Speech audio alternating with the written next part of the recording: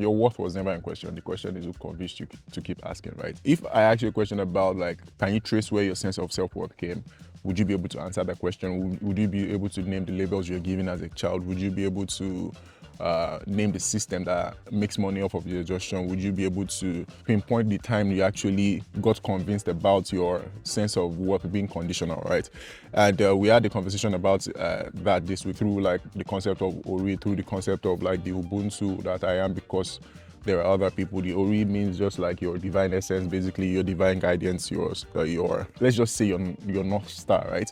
And also from the Buddhism concept of like the sun cannot be hidden forever. The clouds can only hide the sun for a moment. It would always shine at some point. And understanding that you're a jewel that might be covered in dust, but the dust can always be cleaned, right? There's a question that keeps lingering in my mind about like, just by knowing your worth, does that mean you know yourself? I guess that's what we're going to have a conversation about going forward.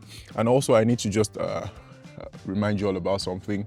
If you catch yourself just trying to prove your worth, just trying to earn your worth, just trying to perform for like external likes, validation and things like that, ask yourself a question. If nobody sees this, would I still matter? And the answer is yes. You've always mattered. You matter at the moment and you will always matter. Remember that you're a jewel that might be covered in dust for a while and you can clean the dust off of you and keep shining. Stay jiggy. Bless.